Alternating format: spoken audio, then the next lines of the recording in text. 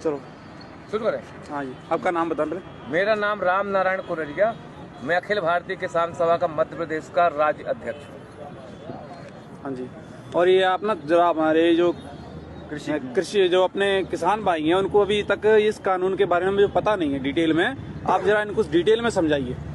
ये जो किसानों का जो आंदोलन चल रहा है जिसमें 500 से ज़्यादा किसान संगठन हैं, इनका मुख्य मांग ये है कि केंद्र सरकार के द्वारा इस देश का किसान, इस देश का खेत और हमारे देश की आज़ादी को बर्बाद करने के लिए अडानी अंबानी के पक्ष में केंद्र सरकार ये तीनों काले कानून लेकर के आई है। कानून जो पहला बिंदु जो है जिसको ये कहते हैं कृषि उपज व्यापार वाणिज्य अधिनियम 2020, इस कानून का आशय ये है कि हमारे देश के अंदर जो मंडी व्यवस्था थी, मंडी व्यवस्था को चौपट करने के लिए सरकार सरकारी मंडियों के समानांतर प्राइवेट मंडियों को खाद्यान्न खरीदने की इजाजत दे रही है। मंडी कानून में सरकार ने संशोधन कर दिया। ये जो कानून बना है, इस कानून में कहीं पे भी ये प्रावधान नहीं है कि किसानों के समर्थन मूल्य पे खरीदने की कहीं किसी तरह की गारंटी नहीं है।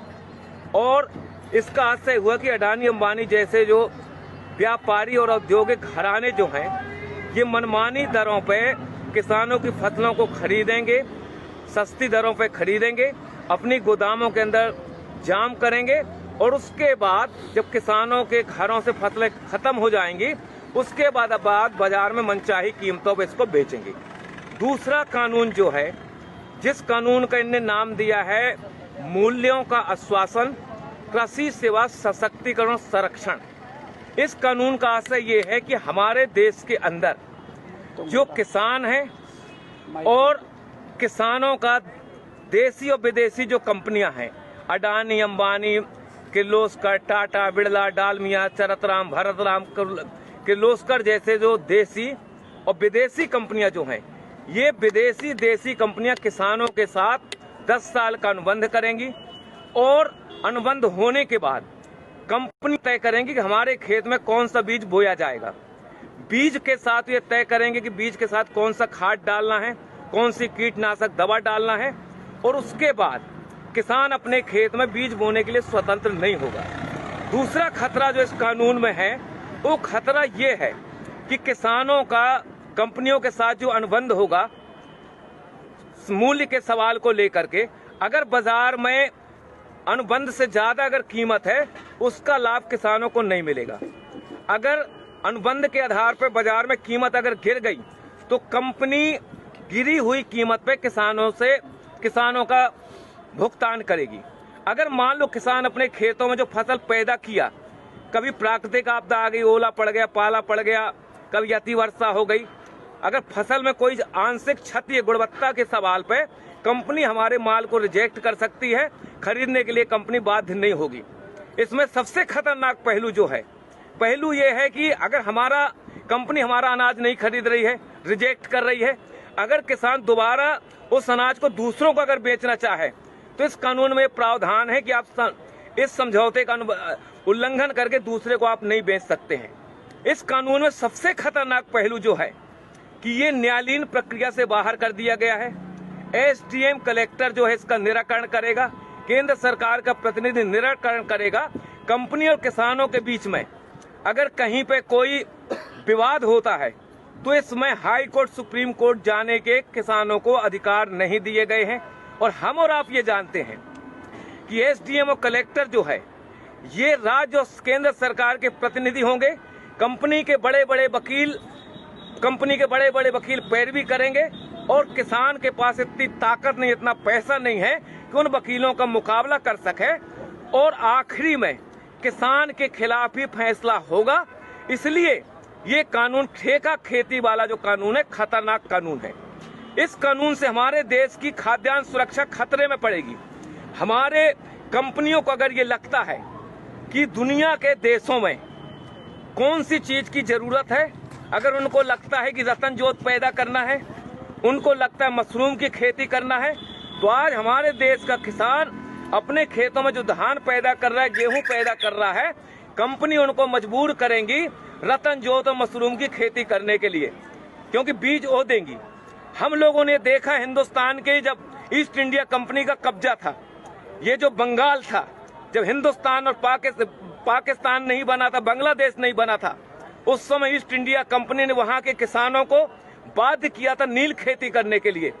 और जब नील खेती किसानों ने की, जमीनें उनकी बंजर हुई, उर्वरक शक्ति खत्म हुई और हमारे देश में आजादी के पहले 1 करोड़ से ज्यादा हिंदुस्तान का नागरिक मारा गया था भूख की वजह से। तीसरा कानून जो है, तीसरा कानून का नाम यह है कि अति आवश्यक वस्तु अधिनियम 2020 संशोधन कर दिया। इस अभी तक हमारे देश का जो कानून था, उस कानून में प्रावधान ये था कि हमारे देश का व्यापारी, हमारे देश का औद्योगिक घराना एक सीमा से ज्यादा अपनी दुकानों के अंदर किसी भी वस्तु को अधिक समय तक जाम नहीं कर सकता था। इसमें कानून बना हुआ था। अब सरकार ने फैसला किया है, हिंदुस्तान के खेत में जो हम पैदा करते हैं, गेहूं, चना, अलसी, मसूर, बटरी, दलहन, तिलहन, शक्कर और सब्जी और फल, इनको आवश्यक वस्तु अधिनियम की परिधि से बाहर कर दिया गया है। व्यापारियों को खुली इजाजत दे दी गई है, जितना चाहो आप खरीद लो, खरीदने के बाद अपनी गोदामों में ताला डाल दो, बाजार के अंदर संकट पैदा कर दो, बाजार के अंदर हाहाकार मच जाए, रोटी के लिए जनता तरसने लगेगी। उसके बाद ये मनचाही कीमतों पे गोदाम के माल को बाहर निकालेंगे और मनचाही कीमतों पे हमारे देश के अंदर जमाखोरी, मुनाफाखोरी बढ़ेगी। इसलिए ये कानून हिंदुस्तान के किसानों के भर पक्ष में नहीं है, ये कानून इस देश की जनता के पक्ष में भी नहीं है। जनता के पक्ष में इस हिसाब से नहीं है कि खेत का अनुबंध कंपनी के साथ होगा, हमारे खेतों में जो पैदावारी होगी वो गोदामों के अंदर चली जाएगी।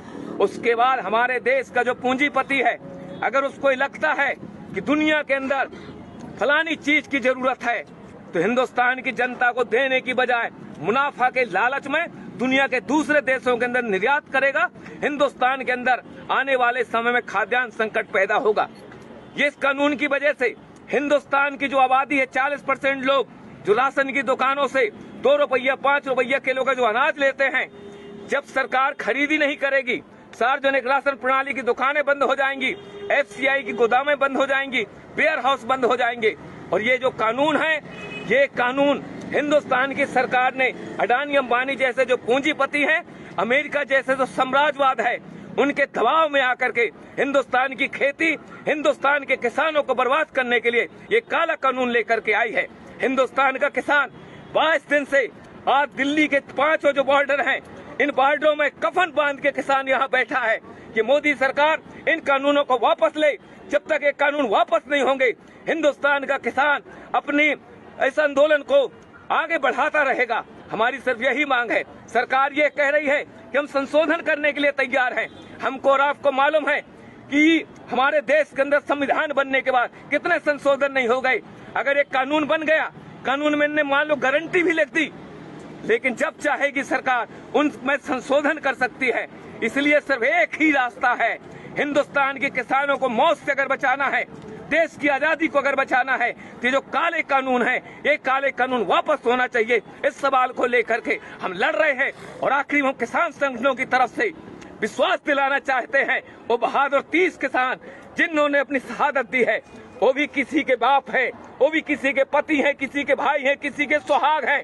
ये मोदी सरकार, ये नरेंद्र मोदी की सरकार 30 किसानों की शहादत के नाम पे एक शब्द बोलने के लिए तैयार नहीं है।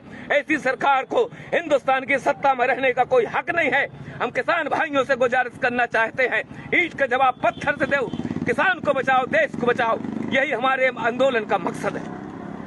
जय जवान जय किसान। भाइयों, जिस प्रकार किसी भी किसान भाई को ये चीज का जो मालूम नहीं है कि 3 कानून क्या हैं, वो समझ लें और इस वीडियो को शेयर करें, ज्यादा से ज्यादा किसानों को समझ में आए। जय जवान जय किसान। कितने मिनट का है? लाइव तो भाई लाइव क्योंकि 10-12 का था।